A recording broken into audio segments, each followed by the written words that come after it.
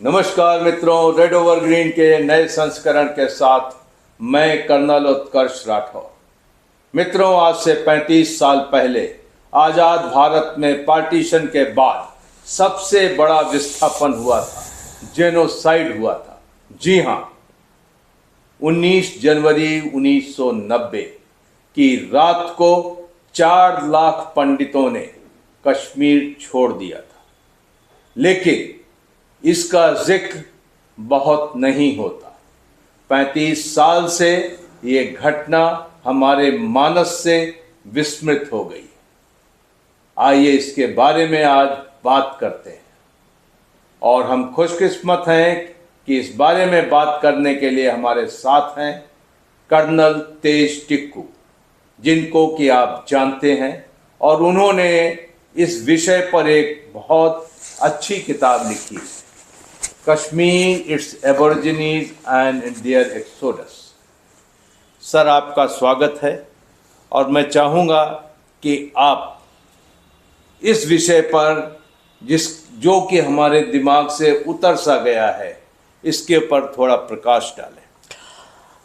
बहुत बहुत धन्यवाद कर्नल उत्कर्ष राठौर, आपने मुझे इस शो में बुलाया जो आपका बहुत चर्चित शो है, रेड ओवर ग्रीन। मैं देखता हूँ इसको, और आज के इस कार्यक्रम में आपने मुझे बोला, मैं आपको इसके लिए आपका बहुत बहुत धन्यवाद करता हूँ। Thank you sir.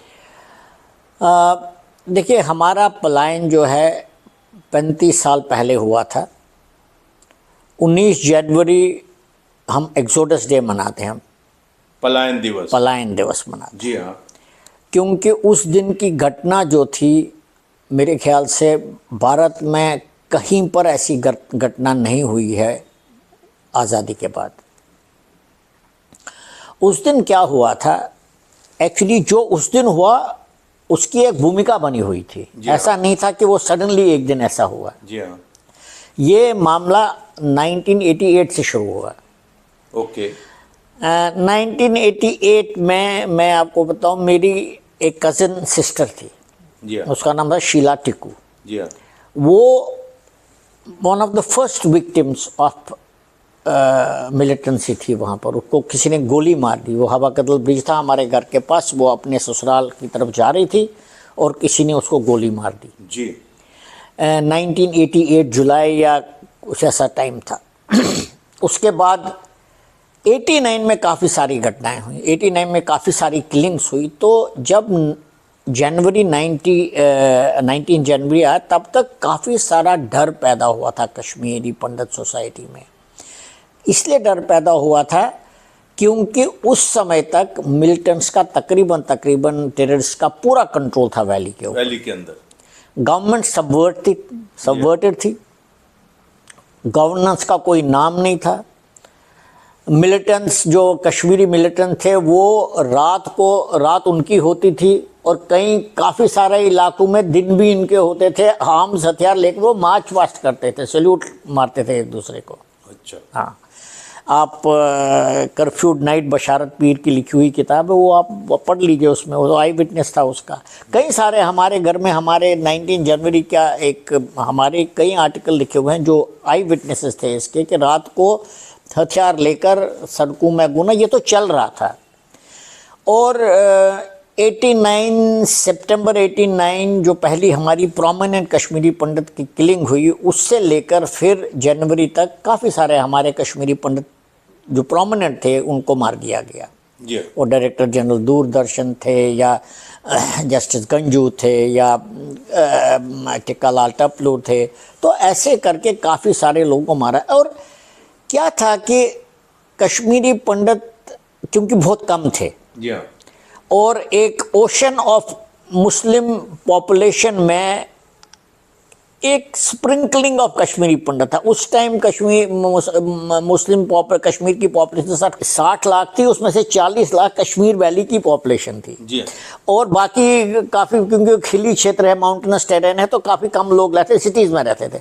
और कश्मीर में 40 लाख में आप खुद अंदाज़ा लगाइए, कश्मीरी पंडित तकरीबन 3-4 लाख के करीब था। और वो अलग अलग गाँव में बिखरे हुए थे, सिटीज़ में थे। कुछ तो कॉन्सेंट्रेटेड पॉकेट थे, जैसे श्रीनगर में हबा कदल था या रैनावारी था, या अनंतनाग था, लेकिन बिखरे हुए भी बहुत सारे थे। तो अगर एक कश्मीरी पंडित को मारा जाता था किसी जगह में, तो आप खुद अंदाज़ा लगा सकते हैं कि कितनी सनसनी मच जाती, कितना पैनिक होता हो। पैनिक और फेयर, डर। जी हाँ।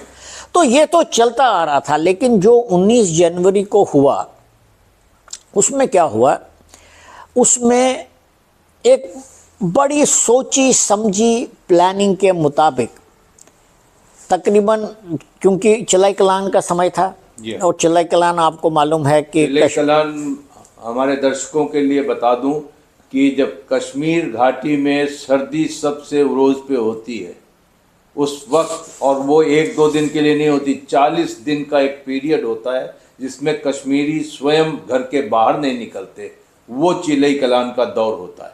तो चिलाई कलान में क्या हुआ सर? चिलाई कलान, आपने बिल्कुल ठीक समझा दिया। चिलाई कलान तकरीबन 22 दिसंबर के आसपास शुरू होता है, 40 दिन का सबसे मुश्किल दौर होता है। टेम्परेचर -2, आजकल देख लीजिए टेम्परेचर वैली में आपको देखा -4, -5, अभी तो -8 भी हुआ था कुछ दिन, वही टाइम था। जी हाँ।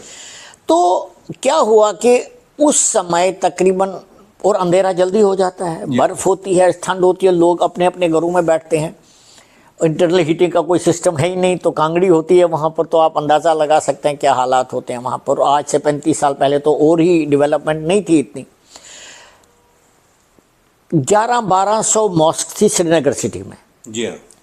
और वहाँ से उनके पुलपिट के ऊपर वो पीए इक्विपमेंट तो लगा ही होता, हर में लगा होता है, public address, loud speakers, public address, उसमें नारेबाजी शुरू हो गई। ओके।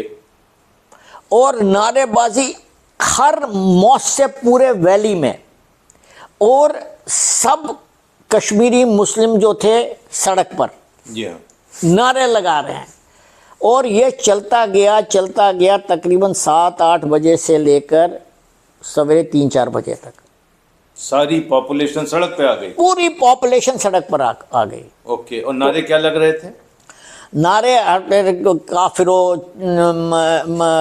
पाकिस्तान से क्या रिश्ता, ला इलाहा इल्लल्लाह, काफिरो छोड़ो, पंडितानियों को यहाँ रखो, काफ़ी सारे हैं, मैं आपको लिस्ट और भी। ये जो एक नारा बहुत प्रचलित था जिसमें 3 ऑप्शन दिए गए थे कश्मीरी पंडित पॉपुलेशन को, जी, वो क्या था? वो था रिलीव, चलिव या गलिव।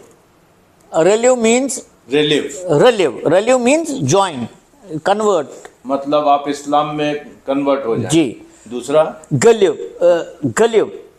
और बी प्रिपेयर टू डाई।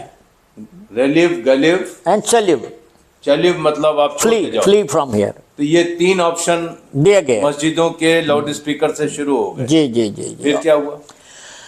तो ये तो आपको अंदाजा लगा कि ठंड में, और कोई आपकी रक्षा करने वाला है ही नहीं। क्या आपके पड़ोसी भी, जिनके साथ आपने सालों साल साथ रहे, पड़ोसी एक भी आपके सहारे के लिए, आपके सपोर्ट के लिए नहीं आया? वो, मैं तो, लोग कह रहे हैं कि पड़ोसी कम्प्लिस थे, मैं तो कह रहा हूँ वो एक्टिव पार्टिसिपेंट्स थे। और उसमें ये ऐसा नहीं है कि रफियंस थे, सबसे लोवेस्ट से लेकर सबसे हाईएस्ट रैंक वाले उस जुलूस में शामिल थे, उस क्राउड में शामिल थे, being for Kashmiri Pandit blood. Okay. Yes. Situation तो बहुत पैनिक वाली हो गई। अभी इसमें पलायन कैसे शुरू हुआ? क्या हुआ कि जब ये हुआ तो 4 बजे रात तक, मैं एक चीज़ आपको बताऊंगा, उस रात को किसी कश्मीरी पंडित को मारा नहीं गया। जी हाँ। पूरा एम था कि इनको यहाँ से भगाना है, इतना डर पैदा करो कि ये यहाँ से भाग जाए। साइकोलॉजिकल वॉरफेयर चल रहा था, क्योंकि इससे पहले और इनके थोड़ी देर बाद हमारी ही गली के आसपास कम से कम 6 हमारे कश्मीरी पंडितों को मार दिया गया गोली से। ओके। तो आप अंदाज़ा लगा सकते हैं, जहाँ 10,000 घरों में 200 कश्मीरी पंडित घर हैं, आपके घर के सामने लाशें पड़ी हैं। जी हाँ। आपका बच्चा बाहर गया, उसकी लाश बाहर पड़ी है। आपका रिलेटिव कहीं रह रहा है, वो मारा गया। तो आप अंदाज़ा लगा सकते हैं कि क्या फेयर और पैनिक। जी हाँ। इस वजह से कश्मीरी पंडित जो है, जनवरी 90 से लेकर मार्च 90 तक एक लहर शुरू हो गई भागने की, वहाँ भागने की। जी। और इसमें कितने लोगों ने पलायन किया होगा? देखिए हमारा प्लान जो था 91 के मिडल तक तकरीबन 95% तो कश्मीर घाटी खाली हो गई थी कश्मीरी पंडितों से, और इसमें वो 3 भागों में हुआ। ओके। एक ये था, फिर मार्च अप्रैल में दूसरा हुआ ईयर के, फिर आहिस्ता आहिस्ता चलता गया, लेकिन मिडल ऑफ 91 तक तो तकरीबन वैली तकरीबन कश्मीरी जनवरी 1990 से लेकर के 91 तक 91 के मिडल तक ये प्लान खत्म, लेकिन मैक्सिमम जो इसका अब मैक्सिमम नंबर्स जो चले गए वो जनवरी 19 से लेकर एंड ऑफ 90 तक। जी हाँ। जो बाकी बच्चे खुचे हुए थे वो बाद में आहिस्ता आहिस्ता चले गए। अब यहाँ से पलायन शुरू होता है और जाहिर सी बात है उतनी गाड़ियाँ नहीं थी, ट्रांसपोर्ट नहीं थी, बड़ी मुश्किल से लोग गए और जो भी सामान छोड़ के गए। ये भी कहा जाता है कि उस समय जो गवर्नर थे जगमोहन, उनकी वजह से पलायन हुआ था। देखिए मैं आपको एक चीज़ बताता हूँ, ये कोई मामूली कैंपेन नहीं थी, मामूली ऑपरेशन नहीं था। जी हाँ। इसको पाकिस्तान की मिलिट्री, पाकिस्तान की आर्मी, आईएसआई, इंडियन स्टेट और कश्मीर में रहने वाले सभी इन्वॉल्व थे। मैं आपको इसको ऑर्केस्ट्रेट किया था। अब कैसे किया था मैं आपको समझा देता हूँ, थोड़ा सा इसमें आप थोड़ा मैं डिटेल में समझाता हूँ आपको। जब ज़ियाउल हक ने इस्लामीकरण किया, कश्मीर के पाकिस्तान के अंदर हर आर्मी जनरल जो है एटलीस्ट उस टाइम तक, जी हाँ, उस दौरान तो जितने भी आर्मी जनरल थे वो जनरल थे जिन्होंने एज यंग ऑफिसर्स 71 की लड़ाई देखी थी। अच्छा, तो उनके अंदर वो था। उनके अंदर वो भावना थी कि इनको बदला लेना है। जी हाँ। और वहाँ पर तो है ही, आपने सुना होगा मुशर्रफ ने बोला कश्मीर हमारी शाहरग है, उसने खुद बोला है ये। सो कश्मीर को वापस लेना एक उनका हर फौजी का, खासकर एक KRA। तो अब ज़ियाउल हक ने तो पहले इस्लामीकरण किया, आपको पता, भुट्टो को फांसी दी, इस्लामीकरण किया। उसके बाद इंटरनेशनल लेवल पर क्या हुआ, 1978 में सोवियत यूनियन अफगानिस्तान में आया, और 78 में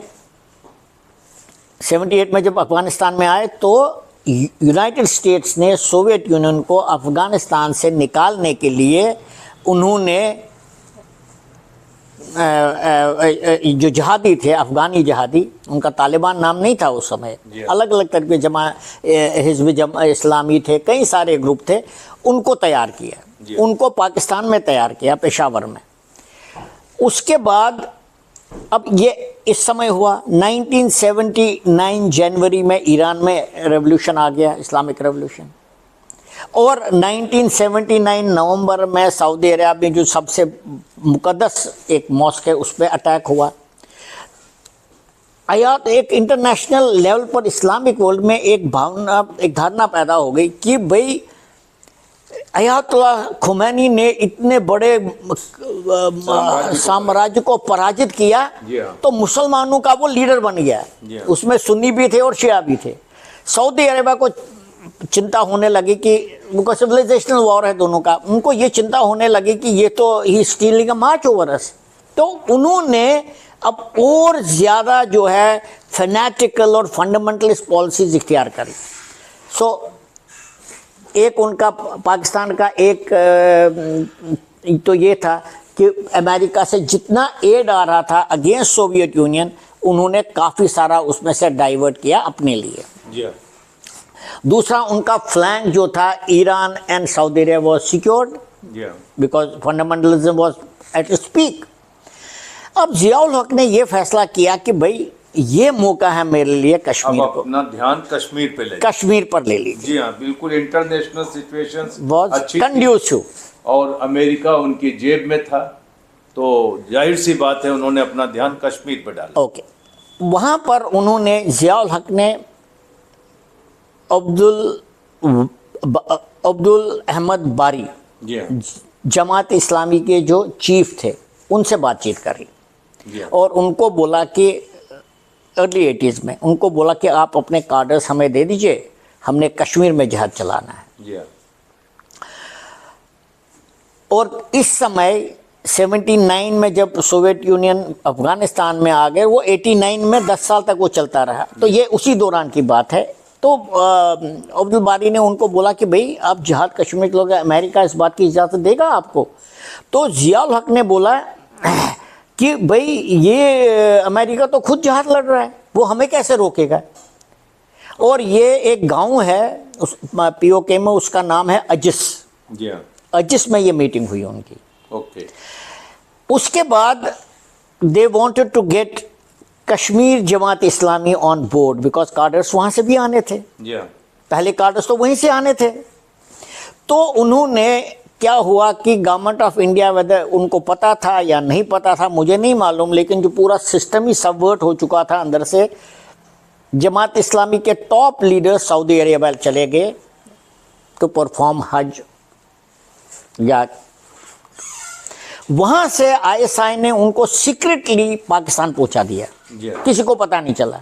वहाँ अब्दुल रहमान तारिबिली जो था वो कश्मीर जमात इस्लामी का अमीर था, उनकी मीटिंग हुई आपस में, और उनको बोला गया कि भाई कश्मीर अभी लिबरेट होने वाला है, हम पूरी ताकत लगाएंगे और आप अपने कार्डर्स तैयार करो। ओके।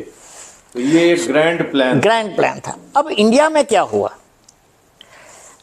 इंडिया में क्या हुआ, 1984 आफ्टर मिसेस गांधीज असैसिनेशन, 5 साल तक राजीव गांधी प्राइम मिनिस्टर रहा, और पूरी प्रिपरेशन जो है राजीव गांधी के यहाँ हेल्प पर रहने में हुई, पूरी प्रिपरेशन हुई। उनको पता नहीं चला किसी चीज़ का, या तो कंप्लिसिट थे या उनको पता नहीं चला। और जब 5 साल अक्टूबर 89 से लेकर फिर जब ये पूरा सिलसिला चला, हमारे 7 प्राइम मिनिस्टर्स हुए, 10 साल में 7 प्राइम मिनिस्टर्स हुए, 89 to 90। हाँ, वीपी सिंह, देवेगौड़ा, चरण सिंह, आप नाम लीजिए, गुजराल, कितने प्राइम मिनिस्टर। सिचुएशन आती है सर, जब कश्मीर में टेररिज्म पूरे उरोज पे था, तो भारत में भी कंपैरेटिवली एक पॉलिटिकल इंस्टेबिलिटी थी, पॉलिटिकल इंस्टेबिलिटी, जिसने इसको फरोग दिया। और एक तो ये था। जी हाँ। दूसरा क्या था, 89-90 में जब ये पलायन का जोर शुरू हुआ, हमारे यहाँ हुकूमत कौन कर रहे थे? वीपी सिंह हुकूमत कर रहा था, जो अपने आप को सेक्युलर बोलते हैं। वो totally they were sold out to leftist. और होम मिनिस्टर कौन था? सबसे बड़ा जमाती मुफ्ती मोहम्मद सैयद। जी हाँ। होम मिनिस्टर था। इसीलिए सब कुछ सबवर्ट हो चुका था, इसीलिए किसी ने कार्रवाई नहीं करी हमको बचाने की। ये बात हुई थी। जी हाँ। तो इंटरनल सिस्टम सबवर्ट किया गया। अब जगमोहन ने, आपने बोला कि जगमोहन, एक बताया जाता है कि देखो, जगमोहन 18 जनवरी को गवर्नर का ओथ लिया, 18 जनवरी 1990। जी हाँ। जम्मू में ओथ लिया, क्योंकि विंटर कैपिटल जम्मू में होता है। जी हाँ। उसी दिन वो आना चाहते थे कश्मीर, लेकिन उनका एयरक्राफ्ट वापस चला गया क्योंकि वेदर बहुत ख़राब था, इसलिए वो 19 को बाय रोड आए। जब वो आए बाय रोड और कश्मीरी पंडित लाइन कर रहे थे, उन्होंने सड़क पे इनको वापस नहीं जाते हुए देखा। हाँ, उसको पता भी नहीं चला होगा, क्योंकि धारणा गलत है कि जगमोहन ने इनके पलायन में कोई हिस्सा या कोई रोल अदा किया। ये देखिए, अब क्या है, ये क्यों ऐसी बात चली, ये डिसइंफॉर्मेशन कैंपेन का एक बहुत बड़ा हिस्सा था। क्योंकि कश्मीर में फंडामेंटलिस्ट को पाकिस्तान में बेनज़ीर भुट्टो तब रूल कर रही थी, उनको सबको पता था अगर आप जगमोहन के अगेंस्ट कुछ बोलोगे तो जो लेफ्टिस्ट हुकूमत कर रहे हैं इंडिया में, उनको पता है जगमोहन तो बीजेपी का आदमी है, तो एकदम से वो पॉलिटिकल वो आ जाएगी, वो उसको बचाने की कोशिश नहीं करेंगे, वो एक्सेप्ट करेंगे और उनको सेकुलरिज्म बचा रहेगा। अब यहाँ पर सब बात ये आती है कि पलायन हुआ, लेकिन पलायन के बाद कश्मीरी पंडितों का एक और इम्तहान इंतजार कर रहा था, और वो इम्तहान था जम्मू के शरणार्थी कैंपों में एक लंबी इनिंग्स, लंबी पारी खेली जानी थी। और वो मेरे ख्याल से कहते हैं कि कश्मीर में जो उन्होंने भोगा उससे ज़्यादा बदतर था। वो उसमें काफ़ी सारी स्टडीज़ की गई हैं, वो एक बहुत दर्दनाक पहलू है हमारे पलायन का। देखिए क्या हुआ, 1.5 लाख लोग जो थे वो जम्मू के कैंप्स में रहे। जी हाँ। 1 लाख लोग दिल्ली में आए, कैंप में रहने लगे, जी हाँ। तो 2.5 लाख ये हो गए। 50,000 कश्मीरी पंडित देश के कई अलग अलग हिस्सों में चले गए जो अपने रिश्तेदारों के पास रहने लगे। जी हाँ। और तकरीबन 50,000 विदेशों में चले गए, उधर उधर चले गए, उनका कुछ पता भी नहीं चला, और काफ़ी सारे तो मारे भी गए। जी हाँ। अब जम्मू में जब फारूक अब्दुल्ला चला गया, जिस दिन जगमोहन आया, फारूक अब्दुल्ला ने रिज़ाइन किया, अगले दिन वो लंदन चला गया। जी हाँ। There was no administration. और जम्मू में इतने सारे लोग आ गए, खुद आप अंदाज़ा लगा सकते हैं तो क्या हो गया होगा जम्मू के अंदर। कोई जगह नहीं थी। जिन लोगों के पास ज़मीनें थी, जायदाद थी, 20 कमरों वाले मकान थे, वो सड़क पर आ गए। जी हाँ। और वहाँ पर सिर्फ मैं आपको बता दूं, बीजेपी और आरएसएस ने ही सिर्फ मदद करी कैंप एस्टैब्लिश करने में। 4-5 जगह कैंप एस्टैब्लिश, मुट्ठी, दमाना, काफ़ी 5 कैंप एस्टैब्लिश हुए वहाँ पर। जी हाँ। टेंट नहीं थे, ओके। टेंटों का बंदोबस्त किया गया, प्राइवेसी नहीं थी, स्कूल नहीं थे। पहले जम्मू वालों ने बोला हम उनको एडमिशन नहीं देंगे अपने स्कूल में क्योंकि हमारे को नुकसान हो जाएगा उससे। तो अब बहुत मुश्किल से कैंप में जो टीचर्स भागे हुए थे उन्होंने कैंप स्कूल इस्टेब्लिश किए, बच्चों को पढ़ाना शुरू किया। एजुकेशन, क्योंकि हमारा सबसे बड़ा जो कश्मीरी पंडितों का सबसे बड़ा जो एक यूएसपी है, स्ट्रॉन्ग पॉइंट है, दैट इज़ एजुकेशन। तो लोगों ने खाना खाना छोड़ दिया लेकिन बच्चों को पढ़ाया। ये तो अक्रॉस द बोर्ड हमारे साथ हुआ। अब ये तो एक चीज़ थी। इससे इसका परिणाम क्या हुआ? जो डिजीजेस कश्मीरी पंडित ने कभी नहीं देखी थी लाइफ में, जी हाँ, वो आने लगी।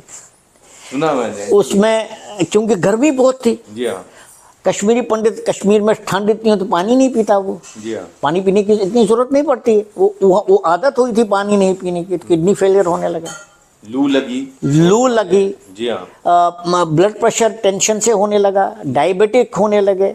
तो काफ़ी सारे हमारे लोग, इसमें एक स्टडी हुई है जो ORF में डॉक्टर KL चौधरी साहब थे, हमारे बहुत माने जाने फिजिशियन थे, उन्होंने बहुत बड़ी स्टडी करी है इस विषय में। उन्होंने एक पेपर प्रेजेंट किया था ORF में, जब वो जिंदा थे, उनकी मृत्यु हुई है 1-2 साल पहले। एक बहुत अच्छा पेपर उन्होंने लिखा on the issue of this, कि हमारे साथ हुआ क्या क्या medically, because he was a very renowned doctor. तो ये सारी बीमारियां, आपको कितने सारे हमारे लोग स्नेक बाइट से मारे गए।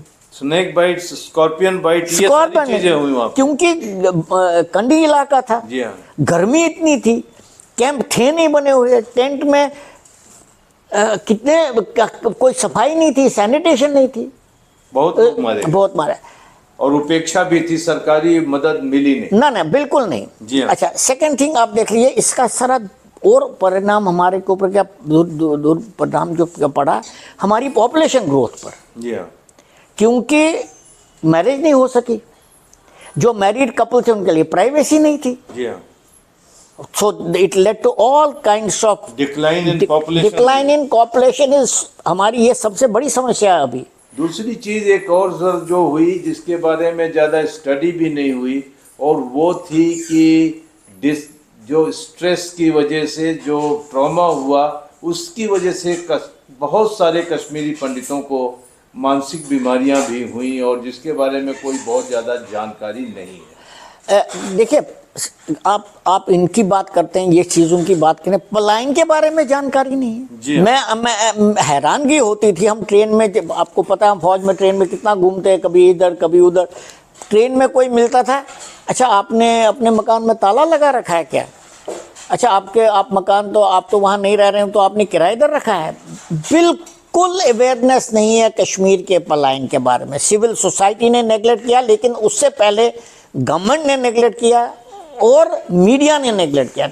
इसके कश्मीरी पंडित के पलायन के बारे में किसी को कुछ भी नहीं मालूम है। आज भी हाई ऑफिशियल्स आपको आप सुनोगे कहते हो कि आपको तो जगमोहन ने बोला निकालने के लिए। मैं खुशवंत सिंह का एक मुझे बयान याद आ रहा है, उसने कहा उसको किसी ने बोला कि जगमोहन ने इनको बोला निकलने के लिए, हालांकि खुशवंत सिंह सबसे बड़ा सेक्युलरिस्ट था, इनका सपोर्टर था, लेकिन उसने क्या बोला, जब जंगल में आग लगती है चूहा अपने बिल से नहीं निकलता है, और आप कह रहे हो कि जगमोहन ने बोला इनको निकलने के लिए, क्या बेवकूफ़ी बात कर रहे हो। एक गुलाम मोहम्मद सोफी करके था, एक बड़ा टॉप जर्नलिस्ट था कश्मीर का, उन्होंने बोला ठीक है जगमोहन ने इनको बोला 90 में आप भागो यहाँ से, वो निकले 92 में 1992 में, और जगमोहन मई 90 में चला गया था। मई 90 के बाद he was replaced because Benazir Bhutto ने पाकिस्तान से बोला उसको निकालो, बीपीसी ने निकाल दिया उसको। वहाँ गैरी सक्सेना आया था, आई थिंक गैरी सक्सेना आया था, तो उन्होंने क्या बोला, सोफी ने बोला अच्छा ठीक है इनको जगमोहन ने निकाला, लेकिन 1992 में आपने 18,000 कश्मीरी पंडित मकानों को जला दिया, वो किसने, वो भी जगमोहन ने बोला था। 18,000 मकान भी जलाए? हाँ, उसमें मेरा मकान भी है, मेरा पूरा मोहल्ला है उसमें, इसमें मेरी ये जो किताब है ना, इसमें उसके पिक्चर्स भी हैं। ये मेरी किताब के बारे में हम बात कर रहे हैं, इसमें पिक्चर भी है मेरे घर की। एक्सोडस, ये एक बहुत अहम दस्तावेज है कि कश्मीरी पंडितों का पलायन कैसे हुआ और उसके बाद उन्होंने आज़ाद भारत में कितनी तरीके की मुश्किलात का सामना किया, और वो सारे कश्मीरी पंडित जिनके मर्डर हुए टेररिस्ट के हाथों, एक एक का नाम दर्ज है। सर, हम बात कर रहे थे कि आप कश्मीरी पंडितों को कश्मीर घाटी का एबोरिजिनीज बोलते हैं या मूल निवासी कहते हैं, कितनी पुरानी आपकी हिस्ट्री है? देखिए, हमारी हिस्ट्री ऐसा माना जाता है कि हमारी हिस्ट्री तकरीबन नीलमत पुराण से शुरू होती है, जो 6,000 साल पहले की है। जी हाँ। क्योंकि हम एबोरिजिनीज हैं, वहाँ के मूल निवासी हैं। जी हाँ। हमारी कंटिन्यूअस एक सभ्यता रही है वहाँ पर।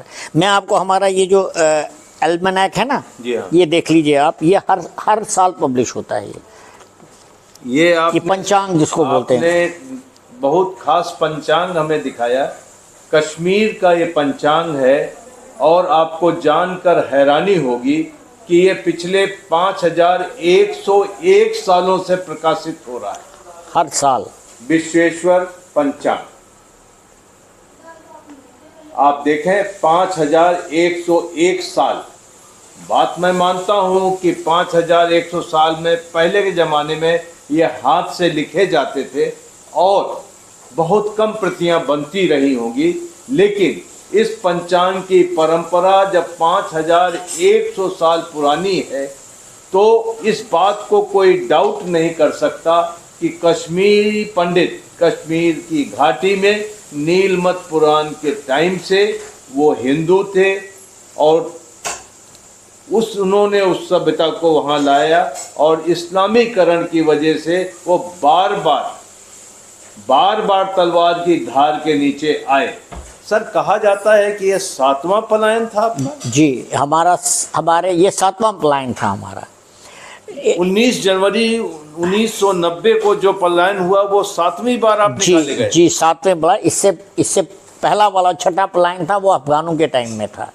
ओके। जो जब मुगलों के बाद अफगान आए वहाँ पर, और अफगान के बाद सिख आए, महाराजा रणजीत सिंह, उसके बाद डोगरा आए, फिर हमको आज़ादी मिल गई। तो इसके मतलब सर ये है कि हमेशा से आप परसिक्यूशन का शिकार रहे हैं? बिल्कुल। आपको कश्मीर में ऐसी जगह मिलेगी जो अभी भी विटनेस हैं हमारे रुथलेस मर्डर की। एक जगह है वहाँ पर, उसका नाम है बट मज़ार। जी हाँ। But means Kashmiri Pandit. But हमें बट बोलते हैं। जी हाँ। हम बट हैं, लेकिन कश्मीर में हमें बट माना जाता है। हाँ। बट बुलाते हैं कि जैसे हम बोलते हैं ये मुस्लिम है, हमको बोलते हैं बट है। ओके। बट मज़ार है, मतलब वो मज़ार है, ग्रेवयार्ड है, जहाँ पर कश्मीरी पंडितों को जिंदा दफनाया जाता था। अभी भी वो जगह है रानावारी के पास। अच्छा। अभी भी जगह है, उसका नाम ही है बट मज़ार। लेकिन इतनी सब चीज़ों के बाद भी आपने अपनी आस्था नहीं छोड़ी, धर्म नहीं छोड़ा? बिल्कुल, हम तो कईयों ने तलवार की धार पर तो अपना धर्म बदली कर दिया, इसमें कोई शक नहीं है, क्योंकि बहुत खून बहा। लेकिन आपके सरनेम और कश्मीरी मुसलमानों के सरनेम मिलते हैं क्या? वो पहले हिंदू बहुत है। आपको डार मिलेगा, जी हाँ। आपको पंडित मिलेगा, पंडित बहुत है, आपको मलिक मिलेगा, भट्ट मिलेगा, कई सारे आपको नाम मिलेंगे। क्योंकि उन्होंने क्या हुआ था, देखिए, जब क्योंकि आस्था इतनी ज़्यादा थी सनातन में, जब फिर उनको मजबूर कर दिया गया कि आप बदली करो, उन्होंने बोला ठीक है, हम बदली हो जाएंगे, हम इस्लाम धर्म मानेंगे, लेकिन हम अपना सरनेम नहीं बदली करेंगे। तो राजा ने बोला ठीक है, इतना हम मानेंगे। तो पंडित रहा, मलिक रहा, भट्ट रहा, कई सारे आपको नाम मिलेंगे, वकील, हजारों नाम। सर यहाँ पर एक चीज़ आती है कि आपके पलायन के ऊपर राजनीति बहुत हुई और हर पॉलिटिकल पार्टी ने ये वादा किया कि हम कश्मीरी पंडितों को वापस कश्मीर घाटी में ले जाएंगे, और कई बार इस बारे में काफ़ी उम्मीदें भी जागी, लेकिन हुआ कुछ नहीं हुआ नहीं। क्योंकि मैं ये शायद, अब पता नहीं कितने लोग मेरी बात से सहमत होंगे, मुझे लगता है पॉलिटिकल क्लास में कंसेंसस है जी हाँ कि कश्मीरी पंडितों के बगैर ही ठीक है, वो हमें वापस नहीं लेना चाहते। अच्छा, हाँ, मैं तो इस बात से कन्विंस हूँ, उसमें बीजेपी भी आता है। अच्छा, हाँ, मैं इस बात से कन्विंस, क्योंकि किया ही नहीं। अब 11 साल से वो हुकूमत, देखिए कर्ण साहब, ऐसा है, 3.5 लाख लोगों को, और 3.5 लाख लोग में से 1 लाख ही अभी जा सकता है, क्योंकि बाकी बच्चे हमारे काफ़ी जगह नौकरी कर रहे हैं, वो तो नहीं जाएंगे वापस। तो जाएंगे वापस, लेकिन ऐसा तो नहीं वो एक साथ जाएंगे। जी हाँ। जैसे कश्मीर में इतनी टेक्नोलॉजिकल एडवांसमेंट है, नौकरियां नहीं मिलती है। कश्मीर के बच्चे, मुस्लिम बच्चे भी बाहर नौकरी करते हैं, हज़ारों बार, हर जगह आपको मिलेंगे।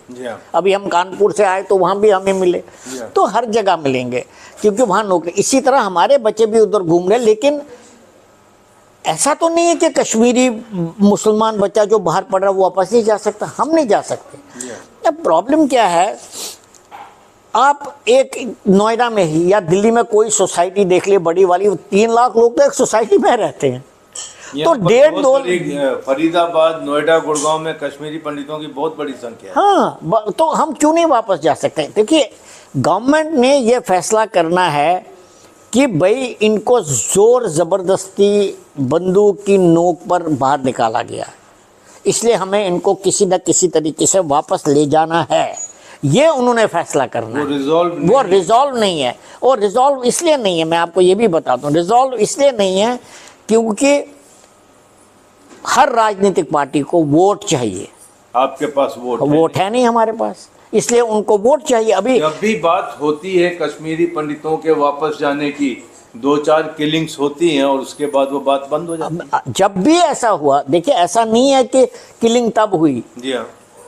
2021 में, 22 में कम से कम 12 कश्मीरी पंडितों को मारा गया। जी हाँ। एक था एक केमिस्ट था, बिंद्रू उसका नाम है। हाँ। वो निकला ही नहीं वहाँ से, नहीं निकला था वो, 35 साल से नहीं निकला। और उसके पास हर मुसलमान जाता था, दवाई लेता था। जब नहीं भी होती थी, क्रिटिकल केयर के लिए भी दवाई नहीं होती, वो दिल्ली से मंगाता था, बॉम्बे से मंगाता, विदेश से मंगाता, उनको दे देता था। उसको मार दिया। अभी ये हाल में हुआ। जी हाँ। तो हमारे जो पीएम पैकेज के एम्प्लॉयज हैं, उनमें से कई को, राहुल भट्ट को मार दिया, कई को मार दिया गया, 10-12 को। तो सिलसिला चलता रहा, लेकिन विस्थापन तो पेनफुल था ही, उससे ज़्यादा पेनफुल रहा वो सारे झूठे वादे, वो सारी झूठी प्रॉमिसेस कि हम आपको वापस लेके जाएंगे। लेकिन हर विस्थापन का सर एक दूसरा पहलू भी है। कश्मीरी पंडित विस्थापित हुए, बहुत ही दुर्भाग्यपूर्ण और बड़ी चुनौतीपूर्ण परिस्थितियों में वे विस्थापित हुए, उन्होंने अपनों को खोया। लेकिन जैसा कि आपने कहा था कि हर कश्मीरी पंडित परिवार का यूएसपी होता है एजुकेशन।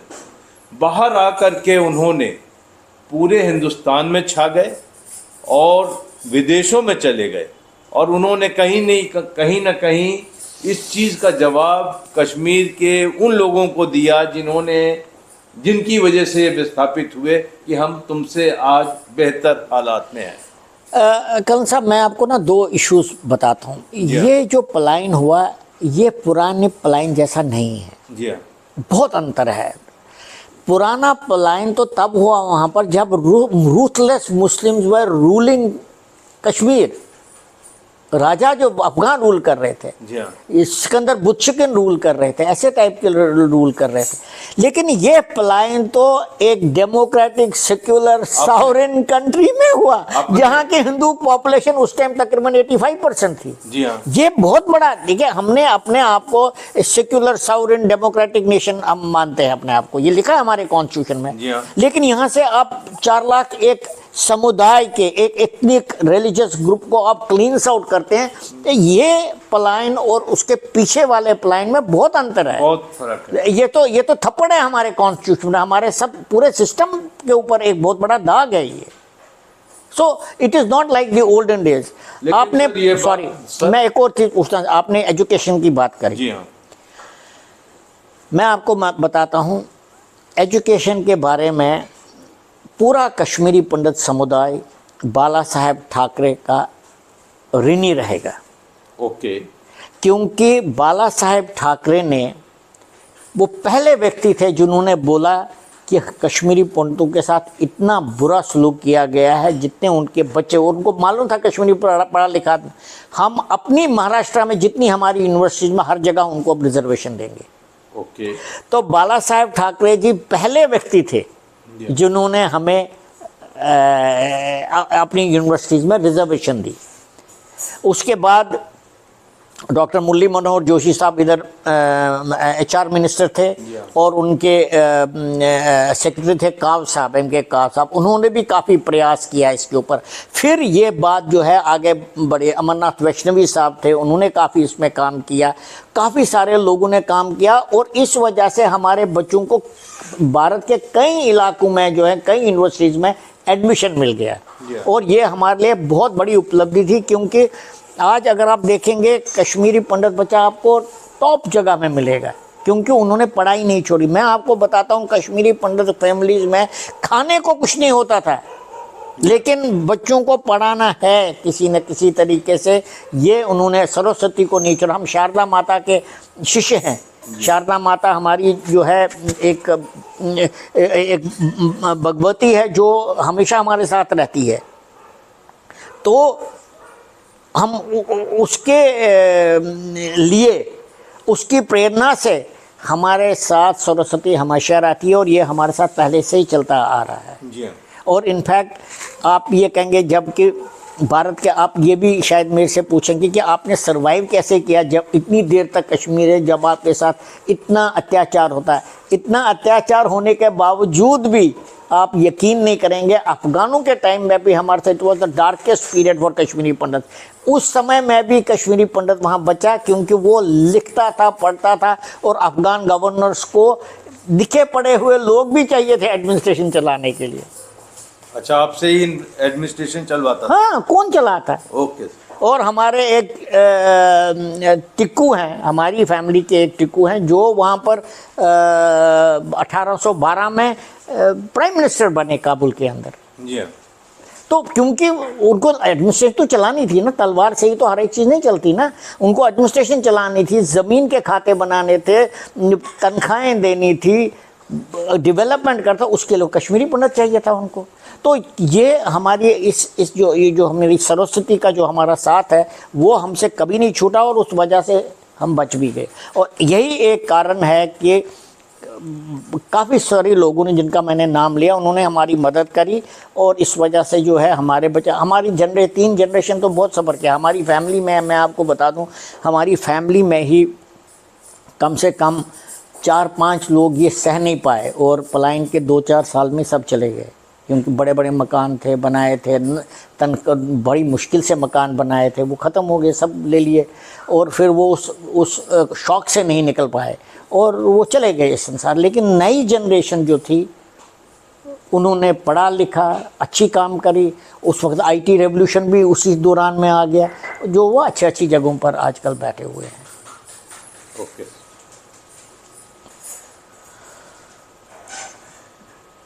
सर, आपका बहुत धन्यवाद कि आपने इस विषय पर बात की और 35 साल पहले जो जेनोसाइड हुआ था, जो पलायन हुआ था, उसकी याद जनमानस में फिर से ताज़ा कर दी। जाते जाते आप सरकार से क्या कहना चाहेंगे?